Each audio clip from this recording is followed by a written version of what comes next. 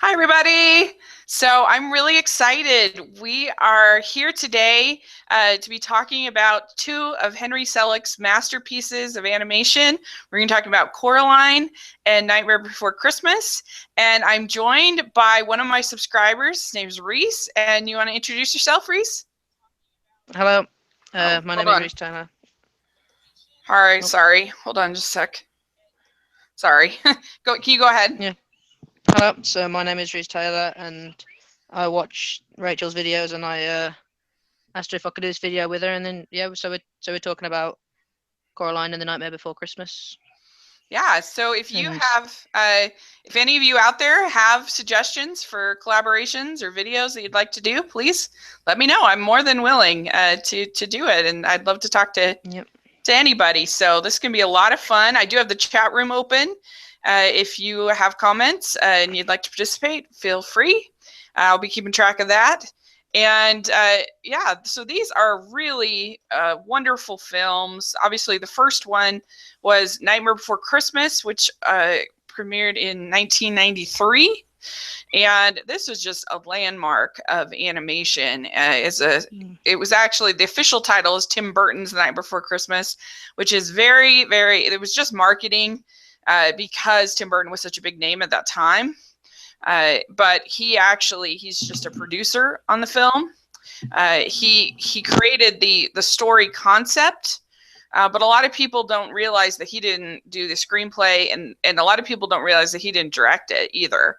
But no, it was a man named Henry Selick, who had a Disney background, but has become kind of a specialist in stop motion animation. And it was an idea that Tim Burton had about this idea of sort of Halloween Town and Christmas Town, and the two worlds kind of merging together. And it had, of course, was really famous for its music by Danny Elfman, yeah, the and music was good.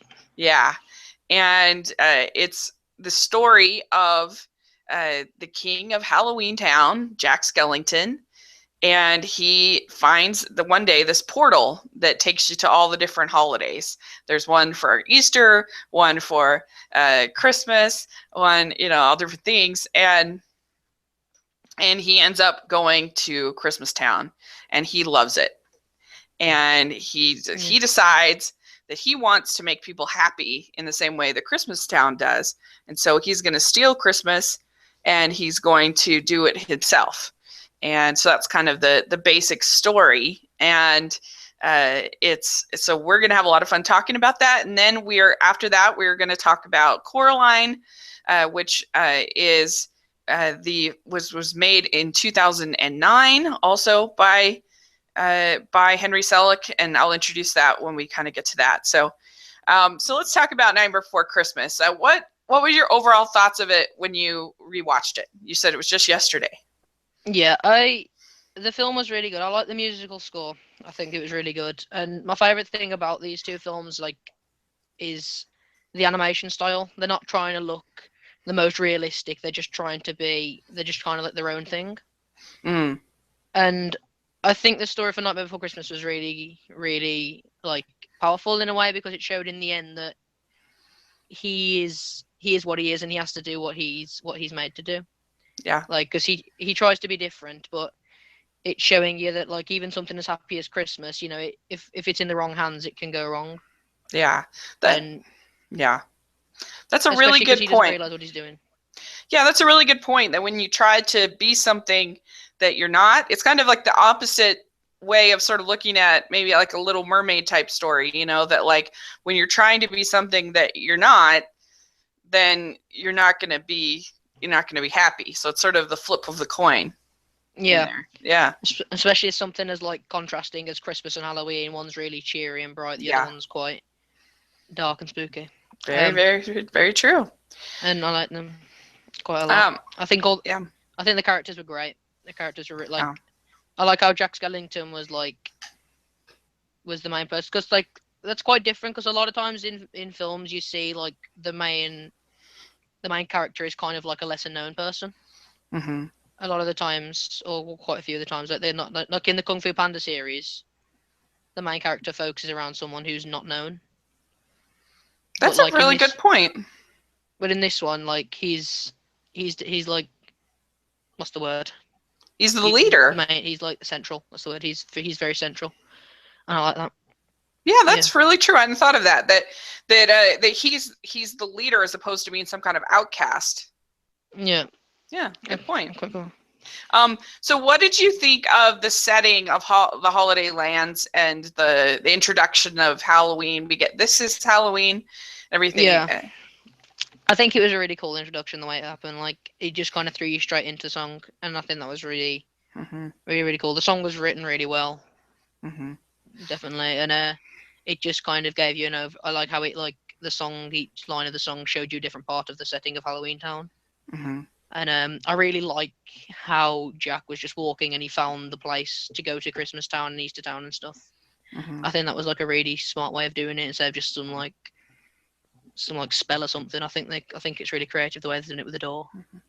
Yeah, I think so too. Yeah, that I agree that it introduces you to, because what's really important in both of these films is that it never loses a sense of whimsy. Because I think if it did, it would be too mean-spirited and scary, and in this it's a dark world without feeling dark. It doesn't feel depressing or onerous or any of those things. It feels happy and light, even though it is dealing with spooky things. And that's really cool. Yeah, and so I think that this is Halloween. It just is so much fun, if you want to use that word. It's a great introduction to the thing. Because the first time I ever watched this film, it was right back in primary school for me, elementary school for you. And so when I watched it, I was actually quite scared. I didn't know what was going on, but it was quite a fun movie, definitely. Yeah, there's only one part that I think they take it too far in the spooks, the only part we'll talk about a little more, but for me is Boogeyman. I think they go a little too far on that one. But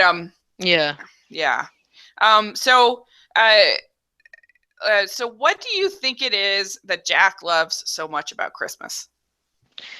I think it's just like, I think it's the lights, because like a lot of the times when he tries to show off like what Christmas is, you see a lot of the times he's using like the Christmas trees and the lights. He tries to show that off quite a lot. I think just in general, I think it's just because of how much of a change to his world it is. I think that just as a whole, I think he just likes that a lot. Yeah, that's a good point about the lights. That does seem to be the thing that he's sort of the most drawn to. And, he says in What's This, which is one of the other great songs, and he says, What's this? What's this? There's magic everywhere. What's this? And, I think that it's just so cheerful and just so different. And so, it's something new, and he'd gotten bored about kind of doing the same old things. I think oddly enough, this movie is kind of I love movies about work and about like why we live life the way that we do, and in a weird way, I think this movie actually kind of is sort of about that. It's about getting in a rut, and in your job, which is Halloween Town is his job, and then he sees this whole new world, new way, and he's just dazzled by it. Yeah, I think it's really cool, like the way they do it. So who was your favorite character in it? My favorite character, I think Jack is my favorite character. I was going to ask, what did you think about Sally? Do you think that Sally is underdeveloped, or do you like her? Was Sally the main girl, like the one? Yeah. Sally, I think she was actually my favorite character. I liked how mysterious she was, and I like how a lot of she didn't speak a whole lot, but I like how she was kind of comedic in trying to keep trying to poison her her creator or whatever. Yeah. And then, and when she sees the vision of Christmas, getting destroyed. I think that's quite a central plot point because like we're all, I think, as an audience, when you're watching it, you're quite apprehensive to see what's going to happen when Jack Skellington tries to perform Christmas, and like Hmm. when you see that, it kind of just like puts the nail in the coffin, and you know what's going to happen from that. Yeah, I think that Jack is probably my favorite just because there's such an innocence to him. Like he's Yeah, just I love that. But yeah, I mean Sally I always really really liked. I think that there's an earnestness to her.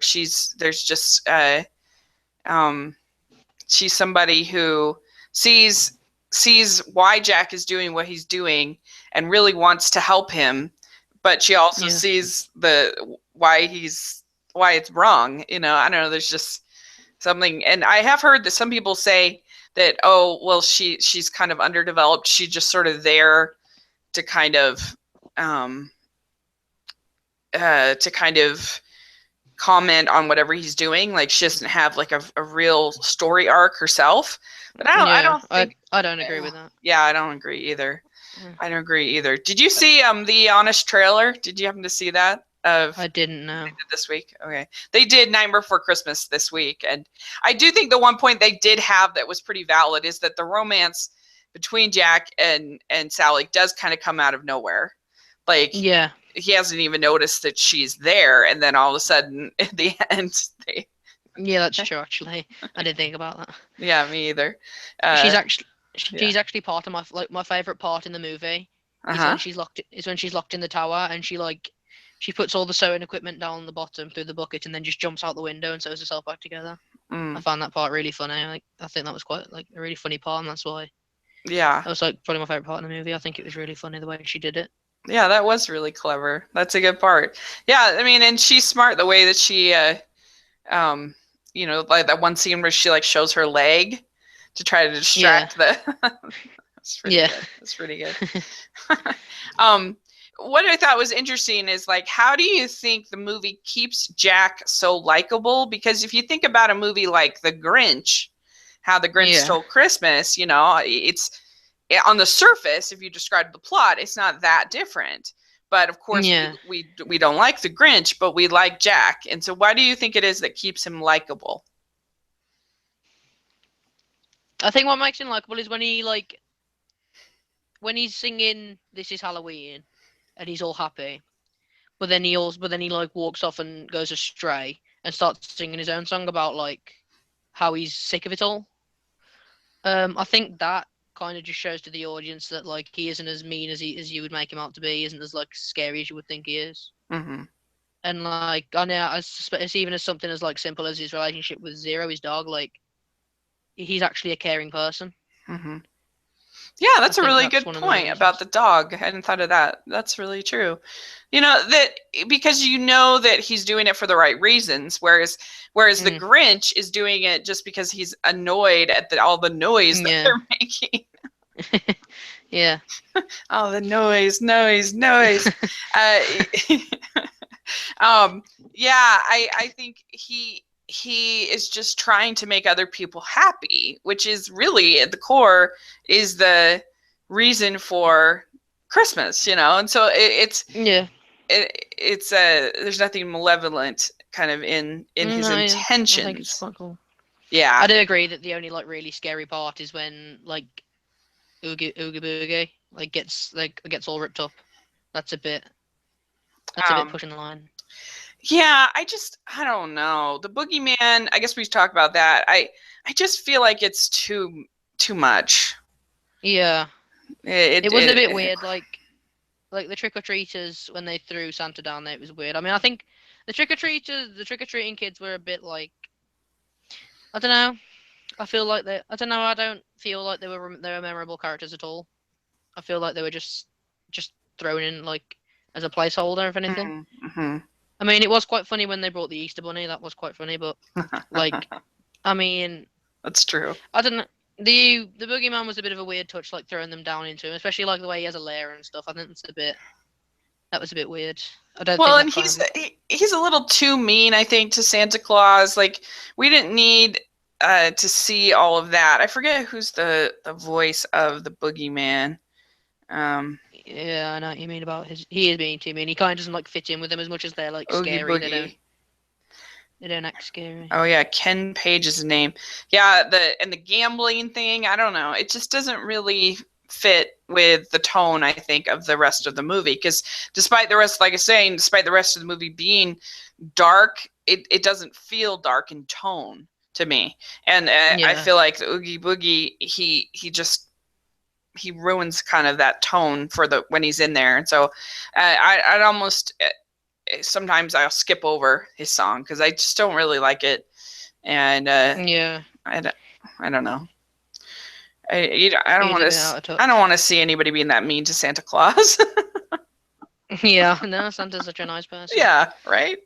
I do kind of like at Oh, the end when Santa finally gets free and he's like to Jack, he's like just kind of grumpy at him, like now yeah. I gotta fix all this. Thanks a lot. Forget what the lines are, but And that he's was like, "Do you good. think?" And then he says, "Like, will you have time?" And he's like, "Of course I will. I'm Santa Claus." So Yeah, I it's quite funny. yeah, and it is pretty gross too when Oogie Boogie when everything gets taken and it's Yeah, and just he's like, bugs and he's like, yeah, that's a oh. bit. It's a bit weird. Yeah. That's It's quite funny. I think one of the most mysterious characters was definitely the scientist who like made the reindeers oh. and made Sally. I don't think his character was fleshed out fully enough. Like, I don't think we ever really got to see like the truth. Like, I know he made Sally, so that's quite a big thing. But like, I would like to see like maybe he would have had like a few more scenes where he was a bit wacky because he seemed like that kind of person. Yeah. He Well, seemed like a bit of a mad scientist. that's a good point, and kind of it does feel a little bit like why would he make a creature like Sally? Yeah, It seems like a strange kind of creature for him to somebody so like sweet and but and quiet. You know, it seems like the last person that he would make. yeah, especially like because like you can tell like he'd make her, but then the relationship they have is very a bit It's very very weird. yeah. Like I don't even know the relationship. It confuses me. Yeah, they did talk about that in the Honest trailer. It was pretty funny. It's Yeah, like I'll have to check that out after keeps we've done. yeah. Um. So uh, yeah. So what did you think of the songs? One of the interesting things is that Danny Elfman, who's the composer, he Yeah. actually does the singing voice for Jack, and I think he has a gorgeous Ah, singing voice. I yeah, love his yeah, voice. that's really good. The songs I think they were really good, and I think that's another way it keeps the film from being too scary is with the songs, because like even though they are about Halloween and about ghouls and stuff, especially this is Halloween the song, even though that has got some like it's showing around all the jobs like the scary jobs they do, it still keeps the the movie like on a high. Yeah, And I think that's really good. I think that was really like an important thing to do because like from the get go, I think their whole job was to just try and make it good for kids and not be too scary. And I think they achieved that really well. And I think the songs were a big part of that. yeah, because I think kids like spooky stories. They like things that are Yeah, fun, but they just don't like. Obviously, they don't like being. I don't know. There's just a very fine line to yeah, cross, and I really. I mean, it came out when I was in '93. It came out. I was 12, so I was kind of perfect yeah, age for it. I yeah, really loved it. And you also just have like real moments in the songs, real moments of heart, with like yeah, Jack's lament when he's just sort of singing about how he's just tired of everything and tired of his sort of yeah, boring life and everything, and then also the final love song between Sally and Jack is really pretty. Sally's song is really pretty. So you get sort of lighter yeah. kind of moments in there. I think one of the parts which was really over the top is when they shoot Jack out the sky with bazookas. Yeah, I that's think that true. was I think that was really over the top. Like they'd gone through the whole movie like making like wacky ways to get out of places, like when she jumps out the window and sews herself back together and things like. So just to like shoot him down with a bazooka was a bit. That was a bit full full on, bit too full on, to be honest. I mean, I know he was terrorizing the town.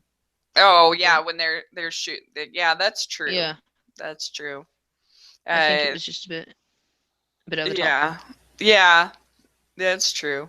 Yeah. And you do feel bad for him then, because he's so excited. He's like, "Oh, look at this great thing I've done." Yeah, because he doesn't realize what he's doing, does he?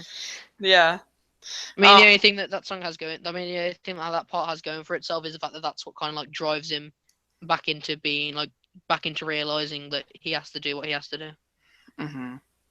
Yeah, and yeah, I mean, it's hard. How else?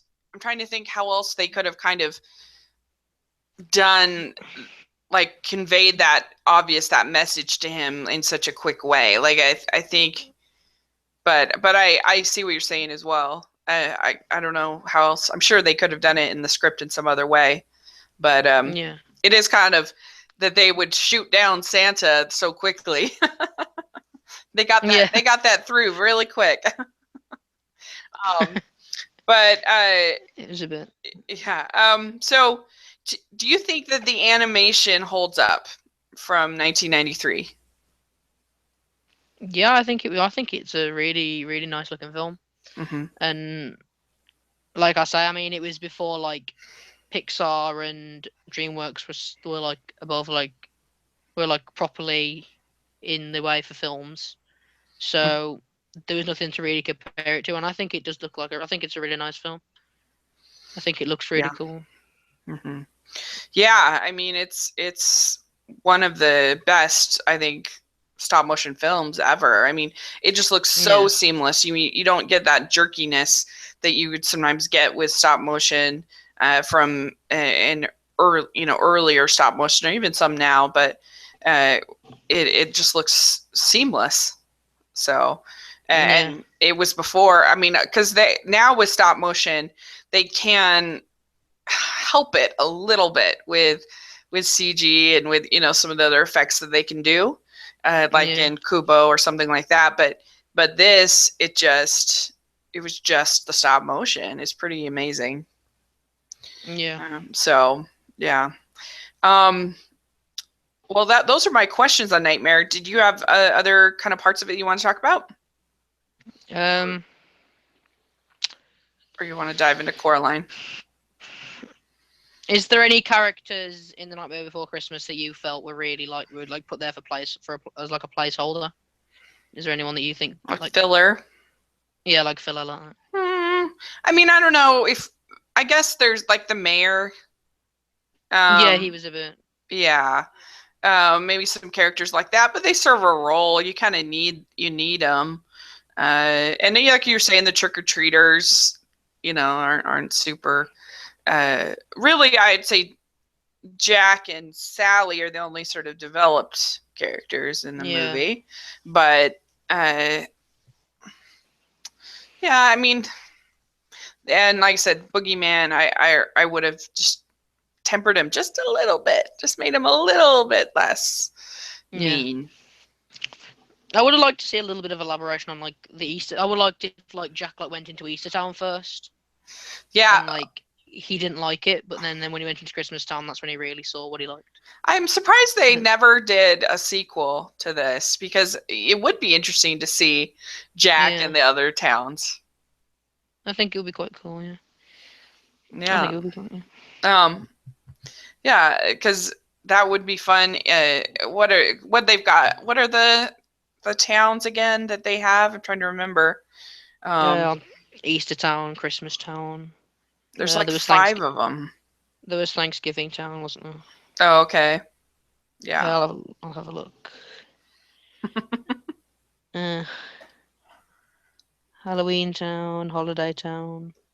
It does kind of make you wonder that, like, why had nobody else ever gone out to that woods, Yeah. But it did seem a bit like Jack wasn't walking for a whole lot of time and he just stumbled across them. Like it's a bit like I don't really believe that there's no one would have found that. Yeah. And things like that. And I mean, like even on like the other side of the door, maybe someone from Christmas Town found Halloween Town. Mm-hmm. and things like that. Yeah, that would be interesting too, to have sort of a reverse version of this. To have a Christmas take on Halloween. That would be kind of interesting. Yeah, I would like that. That'd be quite cool. Like seeing like the Easter Bunny try to perform Halloween or something. Yeah, That'd that'd be be quite interesting. funny. That would be interesting. Um, Very good. All right. Uh, Well, there was Valentine's Day, okay. St. Patrick's Day, Independence Day, Thanksgiving, Halloween, and Christmas. Ah, okay. So it's an So American portal. yeah, definitely. Interesting. Yeah. All right. Well, yeah, it's in my Nightmare Before Christmas is in my top 20 animated films ever made. I think it's a masterpiece. I really do. Yeah. You could find little things here and there, um, but I think it just yeah. has a raw likeness to it that you Hmm. can't get past. It just is really good. Hmm. Yeah. Mm. And it's interesting about Coraline because when I first saw it, I didn't really love it, but I have to admit, I've watched it a couple times in the last couple of years, and I just love it more and more the more I see it. So it's really It's really grown on good. me, I and like it a lot. yeah, and it was helped and hurt, I think, by the fact that it came out in 2009, because 2009 was arguably the best year for animation ever. Yeah. You had in one year you had Up, you had Fantastic Mr. Fox, Coraline, Secret of the Kells, and not the movie Nine, and let's see which one, and Princess and the Frog.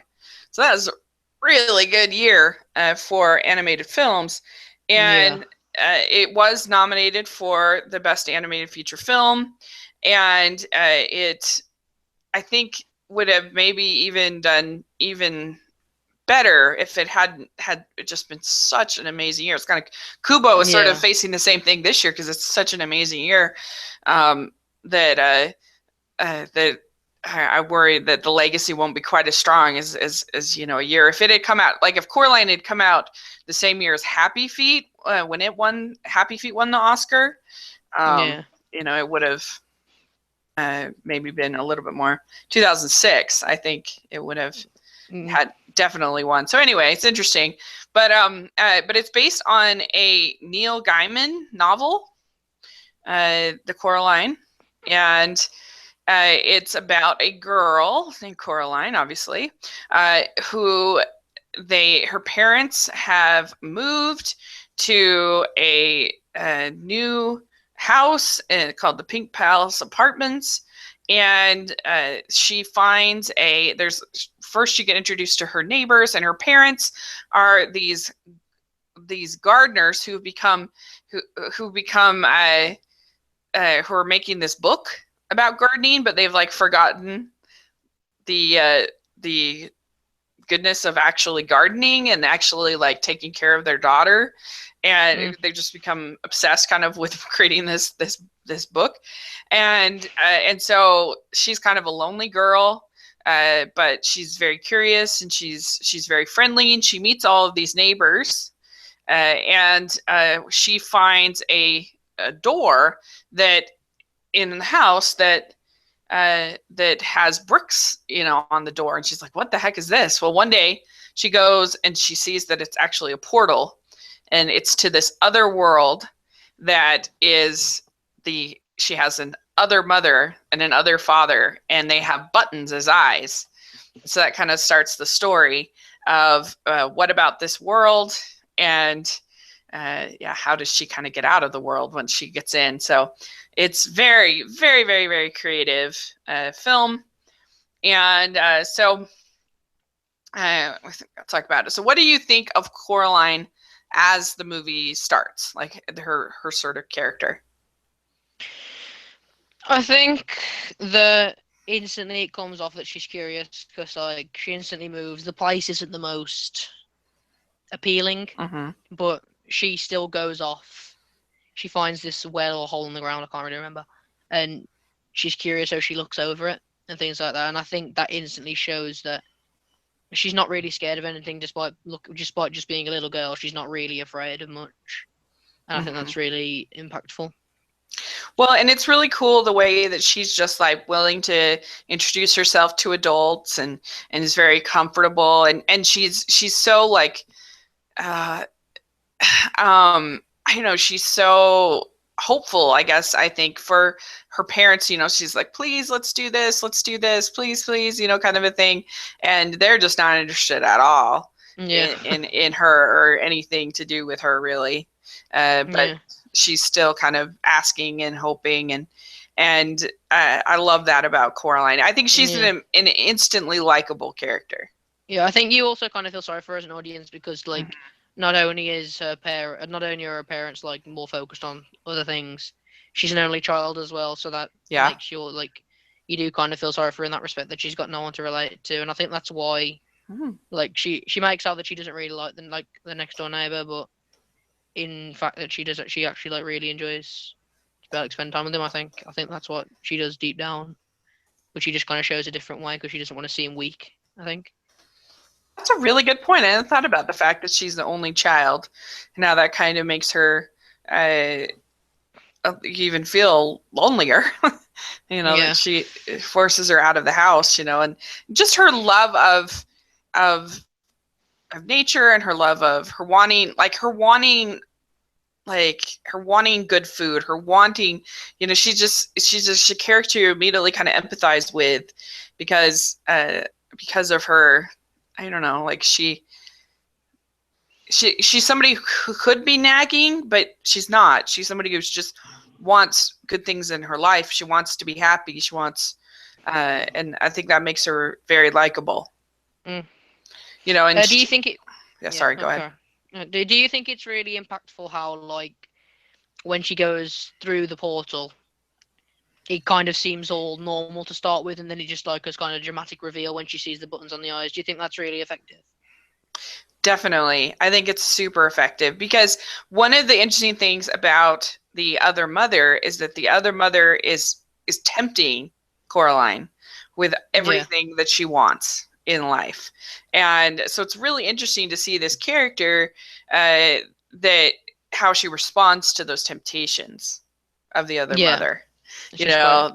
This delicious food, and I think, I mean, that was one of the questions I actually had, was that why do you think that food is a particular temptation for Coraline? I think it might be because her family is so in tune with gardening that maybe she's not really yet a lot of like she might be like stuck to like plants and herbs a lot of her life. So maybe she wanted some Mm-hmm. like proper some like real like food, and like I think the other mother could give it to her though. That's interesting. Yeah, I hadn't thought of it quite that way. Yeah, and also just like I think that in a certain way, like food is a way we express love. That Yeah, that we take time to yeah, make a nice meal for our family, make time for to and it's just her parents aren't doing that. I think it's more than just, oh, this food tastes so good. Is that this was seemingly lovingly prepared, and that's what is so tempting, I think, to her about it. yeah, Is that she longs for that kind of care from her mother in particular, I think. yeah. Um, what are some of the other problems that you see between Coraline and her parents, particularly I her th- father? What do you think about her and her father? Her dad seems really. I think he's just like really stuck up on what he's doing, and I think he puts himself first, and I think that's like a wrong thing. Like, that's really wrong to do. Mm-hmm. And I think that's another reason why she loves the other world so much is because she comes first. I Yeah. think that's I think that's a good reason for Mm-hmm. her to want to stay there.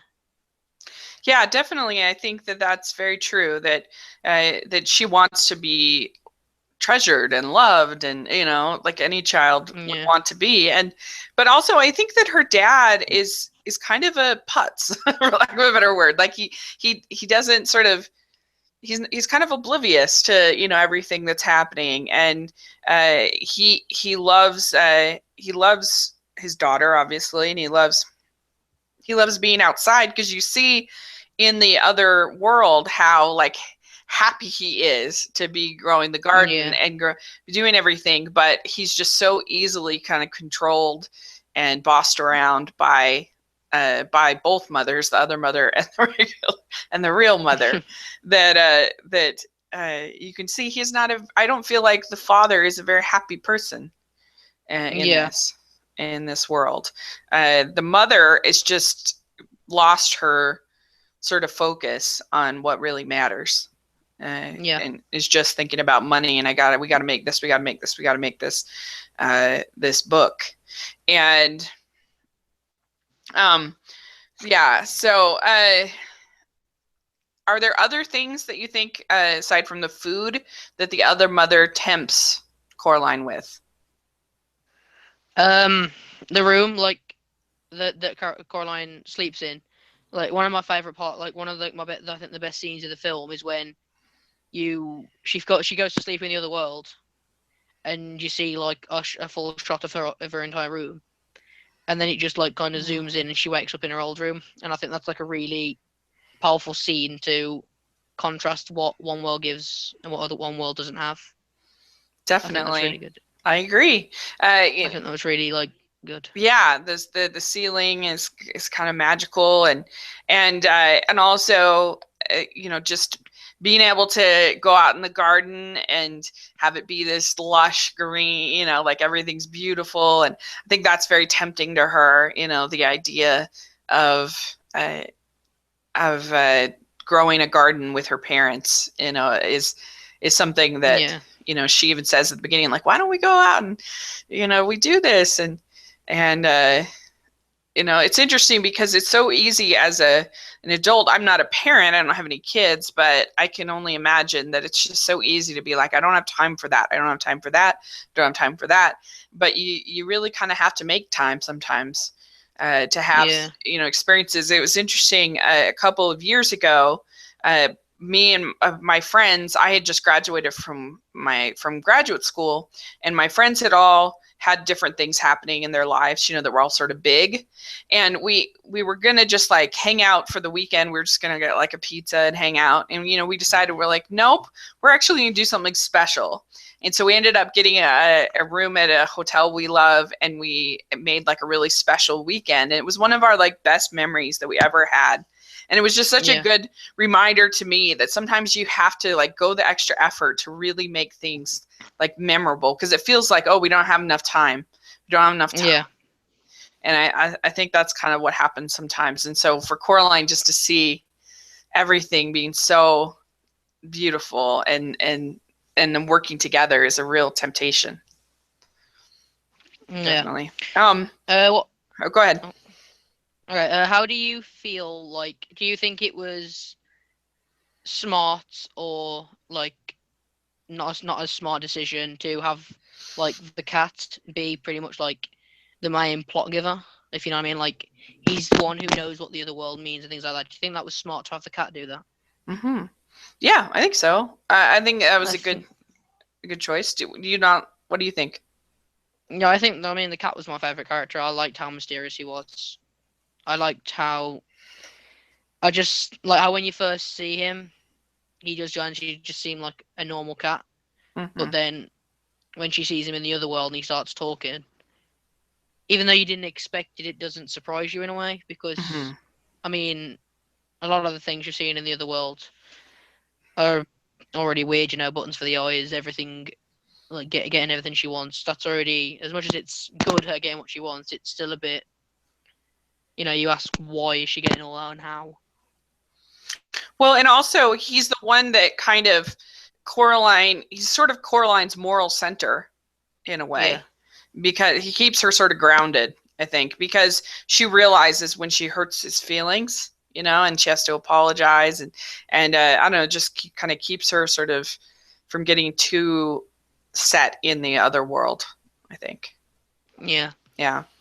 And I love that Keith David is the vocals there, and I think he does a really good job with the cat. Yeah, I think he was a really good character. Mm-hmm. Okay, so yeah, I agree. That was one of the things. What did you think of some of the other side characters, Mr. Bolbinski, Miss Spink, and Miss Forcible YB? What do you think of them? I think YB. I think he was. I liked him because he seemed to just like, especially well in the normal world. I think he was just happy to have someone his age, but Mm-hmm. I think in the other world you can really see him. He wants to help Coraline and the other mother punishing him for that, Yeah, but it's he's true. willing to take the punishments for Coraline. I think that's actually like a really sweet thing. Yeah, that's true. I think that he's also sort of a tie to obviously the his grandma, and Yeah, he gives her the doll at first, which is interesting. Just some of those other things, kind of he actually is important to the plot yeah. to going. Um, Mr. Bobinski, I think he was a bit. He was the person who put the circus on, wasn't it? Yeah, Was he the he was person who the did the one with all the circus? yeah with the circus, yeah, with all the mice. Yeah, he was a bit. I know he was. He was a lot of fun. He was like quite fun seeing the circus. I think it was really fun seeing him with all the mice, but I don't know. I don't think he was like too central to the plot in any way. I mean, in the other world, she does have to go to him to get like one of the lost kids. I think, Hmm. but like I think as a whole, I think he was quite a cool character, but I don't think he was fleshed out enough. Well, and also he gives the warning to her. He says, "Don't don't go." In the Yeah, yeah, don't go opening doors. I think is what he says, or something like that. yeah, And yeah, I mean, I think Miss Spink and Miss Forcible are fun, but I don't really yeah, like their circus costumes. A little too yeah. revealing for me. Uh, I think it's really cool how like they seem just like normal old women. Well, not really with the costumes, but like personality wise, they seem like normal old women. But then like she just like smacks a couple things together and then just shows Coraline like what she's gonna get like as like a fight or something like that. And I think that's really mhm. cool. Like how she just does that. They're a little bit weird when they're in the other world. Like I swear at one part they're like nearly naked. Yeah, I think they that was a bit. bit much. I didn't really like that. That was a bit much, yeah. But I think like overall, I Hmm. think they're like I do think they're interesting characters now, and I like how like Mr. I like how the side characters are the two old women and Mr. Bobinski, and I like how different they are. I like how like two are really classy, and then like Mr. Bobinski's a bit. I think that's really effective to do. Hmm. Yeah, and the voices are great for them. Jennifer Saunders and Dawn French, who are both great British Yeah, actresses that I love. And yeah, I think it's always refreshing. I think in an animated film or a film aimed at kids, where you have children that become friends and are comfortable talking with all different kinds of ages of characters, like yeah, that. That's one nice thing about Up is you have this friendship between this little boy and this older man, and sometimes kids can feel like senior citizens are sort of scary. And so this is kind of yeah, nice, that Coraline is somebody who is comfortable getting to know uh, all different kinds of people, which is cool. I think for kids to know that you should be interested in adults and kids, and you should get interested in talking to them and learning their stories and what made them yeah. the I think way it was they a. are. So why do you think that Coraline chooses to not stay with the other mother? Why does she immediately reject the idea? I think like I think the main part that really like put to the side like why she definitely is going in there is when she sees her real parents in the mirror. I think when that happens, she really like knows, she really understands what this other mother's gonna do. She's willing to like cut corners enough to put her real parents away because the other mother knows that she's the other mother. She doesn't think that she's the proper parent, so she's Mm-hmm. willing to get rid of the proper parents, Mm-hmm. and she should know what that's going to do to the kid. But and I think that really just like shows to Coraline how just kind of heartless the other mother is, Mm-hmm. and I think it's that drives her to want to go just to get her parents back and go home. Mm-hmm. Yeah, we do have a comment from Christopher Clant. 123 says, it's about Coraline. It's amazing. I really like the animation. So there you go. Yeah, I mean, as soon as she's presented with the idea of the buttons, she just immediately rejects it, and she is absolutely, that's horrifying to her. She is not. Yeah. She'll have no part in that, even if Yeah. she gets to experience this other kind of life. And because the other thing that the other mother tempts her at is she makes her that sweater, and it's just all those things I think are just signs of love and signs of things. But she sees the buttons and she says, I think she realizes that she's a little bit being kind of tricked a little bit. Yeah. Because I think what's really effective is how, like, we do when we first see the other mother, she does actually seem quite nice, but like she slowly just descends into this monster almost. Because like, you remember at the first, like right at the start of the film when there's that mechanical hand messing with the doll, that ends up being the hand of the other mother, which I think is really, really smart to do. Like the way they did that. Interesting. One of my favorite parts was how, like, even after she escaped the second, like the other world, the hand was in the portal door, so it could still come and chase. So I think that was really smart to do. Yeah, the way that worked. That's true. That's true. I mean, and I just love the fact that Coraline is willing to love her parents, or still loves her parents, even though they're not really very good people. I think a lesser screenplay, it would have made her parents more likable in a way, because that would make her decision so much easier. But because just the fact that she's willing to go back into the other world to save her parents, and she never questions that, and yet they're not good people, like that to me is just shows what a loving person Coraline is, and what a good person she is. That because it's easy. It's like there's a scripture that, like, even the heretics and basically, like, even the bad people have friends. So like being friends with people that are nice to you is easy.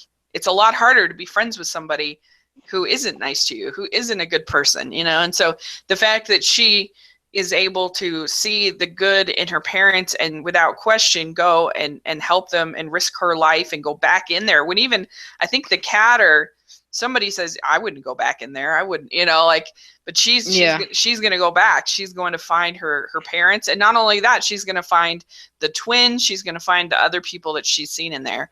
And I think that just says a lot about her character.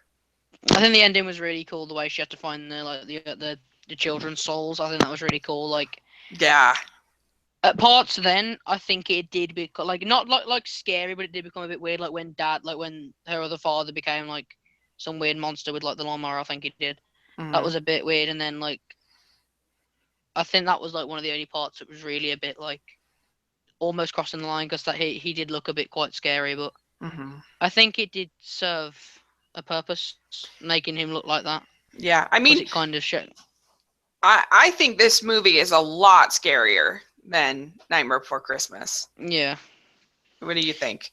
I think it is definitely, because, like I say, with Nightmare Before Christmas, it's set in a darker place and a much scarier place, but the songs and things keep it light toned. But with this, it almost like the setting is really nice, like a big house and a nice garden and things like that. Like that almost seems too nice, if anything, like too happy, and you can instantly tell. Like, I think it's definitely a lot more eerie, rather than like, I think it's like everything she gets everything she wants in the other world. I think that's a bit like scary. Like, she doesn't have to question anything. She's just like, I want this, and then she gets it. I think that's a little that can definitely be quite scary. Yeah, and I think just the vision of the other mother with the button eyes, that's pretty scary stuff. Looking to me, I think it just the whole production design is just a lot scarier, I think. How would you compare the settings? How would you compare the settings of Nightmare Before Christmas to Coraline? That's a really interesting question. I mean, the settings, I think you got to give the edge to Nightmare. I mean, that's just Yeah, the world building is so creative. But both of them are great. I really, really like both settings, but it's just they create a whole world whereas Coraline is more sort of it's more like a heightened version of our own world. yeah, Whereas Nightmare Before Christmas is just totally something totally different. yeah. I know. What about you? What do you I agree think? with that.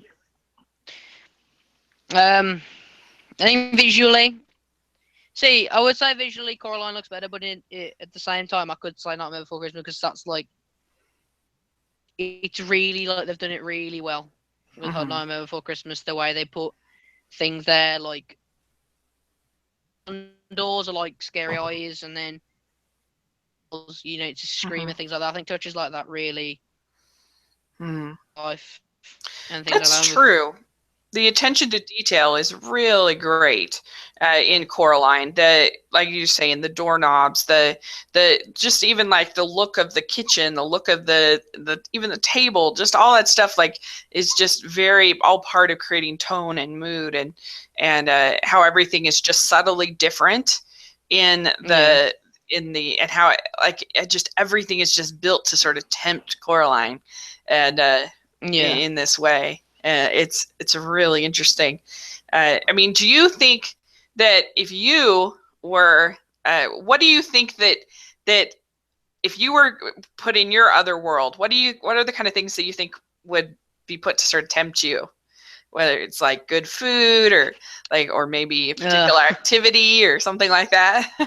it probably would be good food. Yeah. Yeah, it probably would be food. Yeah. Um, It could be yeah, food for me. I think Uh, yeah, I mean that's just sort of a natural one. I yeah, think getting to spend more time with my friends and maybe something like that could also. I don't get to be yeah, out in a. For me, it wouldn't be gardening. For me, it'd be swimming. And I just don't get to do yeah, it as much as I want. So you could probably tempt me in that way. yeah.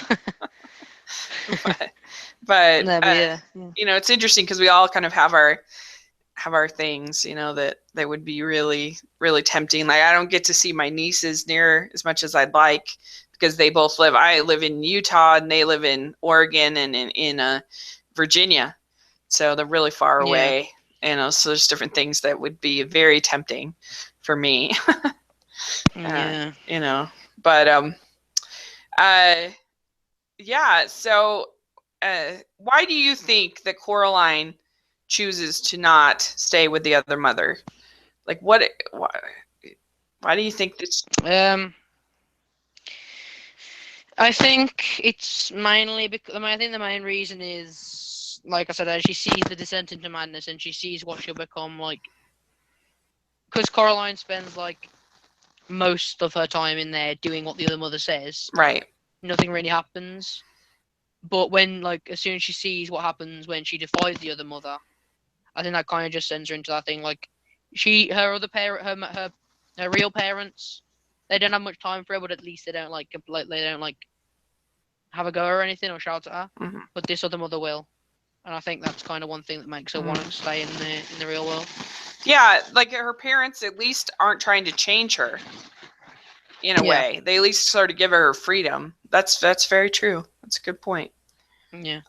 Okay, yeah. I mean, that was basically my question. What do you think are the strengths and weaknesses of both films? Like where you would put like. So we already said so. We talked about setting on both. What Yeah, about music on both? Both. music. Uh, Obviously, the music in Nightmare. yeah. Sorry. Oh, go on, you can Obviously, there aren't like songs like you have in the same way in Coraline. Music is by Bruno Coles, but it's very effective, I think. go. Yeah, it worked really well. Um, I just think that the songs in Nightmare Before Christmas are just so much more catchy, and I think the musical scoring that much is a little bit more, a lot better. Mm-hmm. Um, What do you think about yeah. voice casting? Which one would you give the edge to? I like the casting of Coraline more. Me too. Yeah, a lot more. Me too. I just like it a lot more. I like the cat's voice. The cat's Mhm. voice is really it's really cool. And then the old women seem really cool. Mhm. Mr. Babinski's got a good voice, and I think it fits his character perfectly. Mhm. And things like that. Mhm. I think Terry Hatcher as both the mother and the other mother are really good. Yeah. Yeah, and so I would agree on there. What about character design?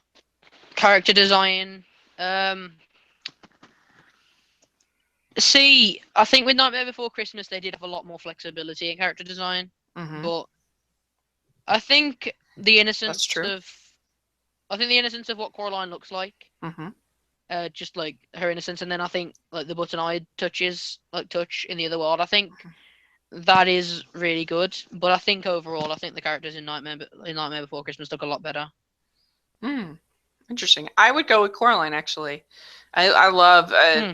it's they're both really good. It's hard, but I love the character design of I just think the button eyes is so creative and different and yeah, it's true. They had the gothic novel, the graphic novel to go off of.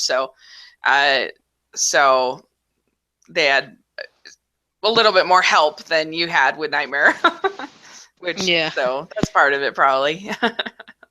um Um. yeah, what are other Yeah. aspects? I guess story wise, which do you think is the stronger story? Strongest story, honestly, by a mile, I would say Coraline. Mm-hmm. Um. I just liked her story a lot more than I like Jack's story. Mm-hmm. Jack's story, it kind of showed what happens if you kind of stray off from what you're supposed to do, which is nice to see. But with Coraline's story, I like seeing her in the end have to choose something which she may not like as much, Mm-hmm. which is like going to the real world. I like that a lot more. Mm-hmm. I think that's really good. Yeah, I mean, she has to decide between two kind of not great options, really. I mean, whereas it's more cut and dry for Jack. Yeah, I agree. I'd pick Coraline Yeah. as well. I think is the stronger Mm. story. The uh, so let's say side characters. What do you think has the stronger side characters?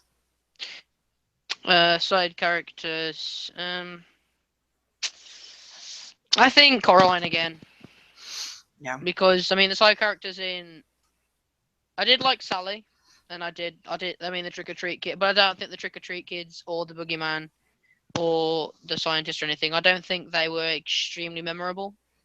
Mm-hmm. Whereas the old lady, the old ladies, um, and Mr. Babinski, I think like they each give something to the plot. Like Babinski tells her not go through doors, and then the old Mm-hmm. ladies show her like her fortune or her future and things like that. And I think that's really good. Mm-hmm.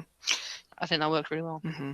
Yeah, I agree. I'd also pick Coraline on that Yeah. front, even though I like both. I guess we Mm. kind of answered this, but what do you think comparing villains?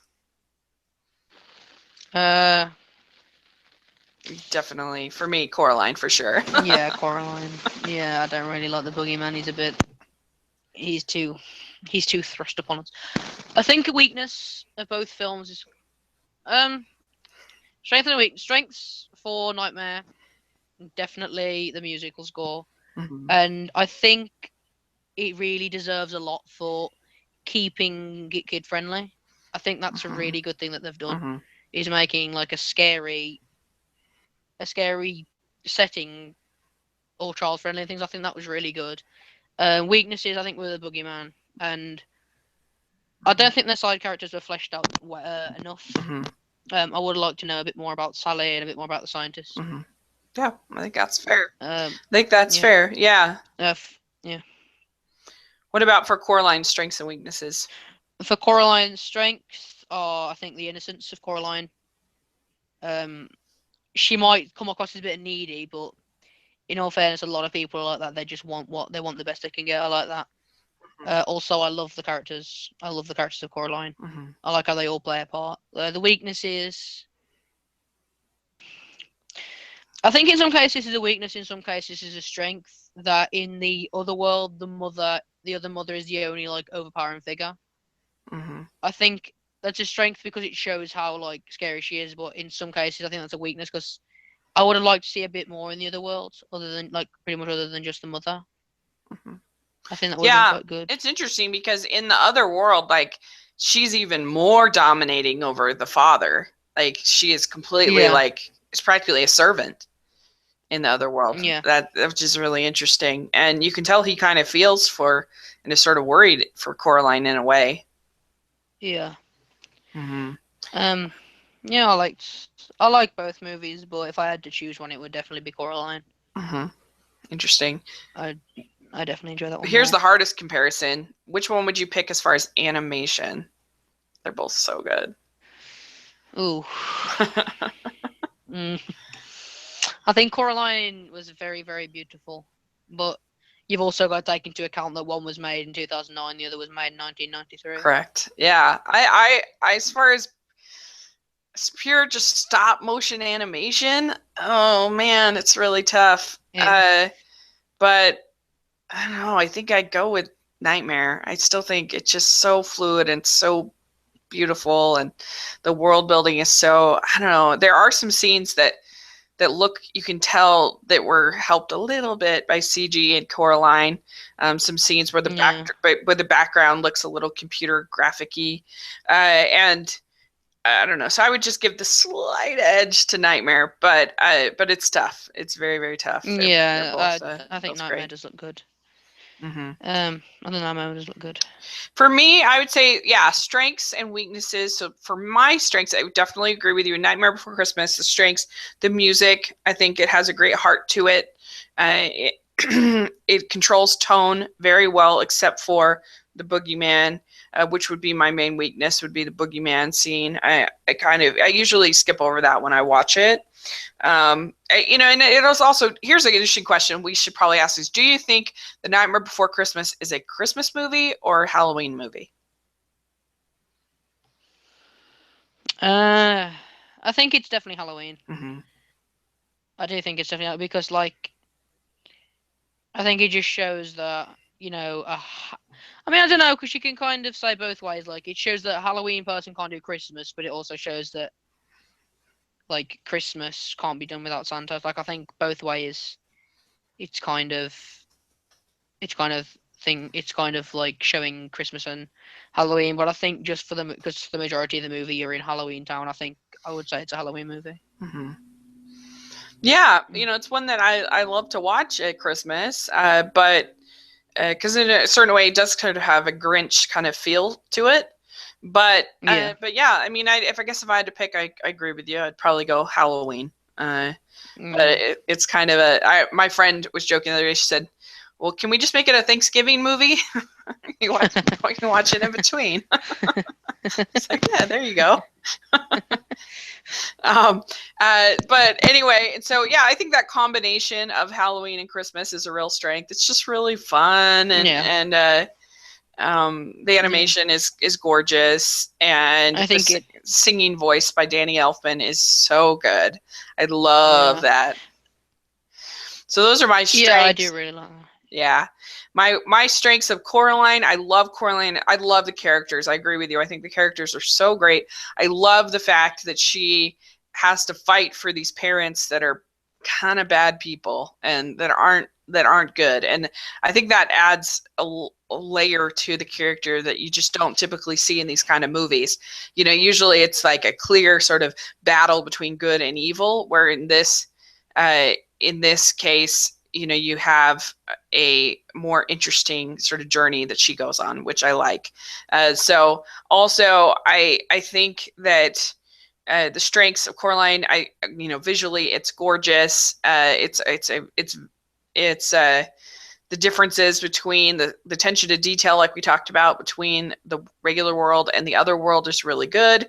I do like the side characters. I guess the weaknesses for me is that I do feel like that the I don't really like the costumes that the women wear in this scene, the circus scene. I really like that. And I do think it is pretty scary. Like, I would not play it for young young kids unless they were pretty brave. So it would just depend on the kid, Yeah. I guess. But it's scary. I think it's a lot scarier than Nightmare, in my Yeah. opinion. So I guess that could be a weakness. I also do think that the voice casting is perfection in Coraline. I think it is so Yeah. good. So I think the main reason that the Nightmare Before Christmas isn't as scary is because, like, from the off, you would think that it's more scary, but actually, like, it turns out to be not, so that makes it a lot less scary. Whereas with Coraline, it's pretty much the polar opposite. Yeah. It doesn't actually come across as a scary film. We had two comments. Noki Bafuro, he says he thinks they're both. She says, or he thinks they're both a Halloween and Christmas movie, and that he says, I love how dark Coraline allows itself to be. So there you go. And then another comment, Christopher Clance 123 says, I consider it both, but I watch it more around Halloween. So there you go.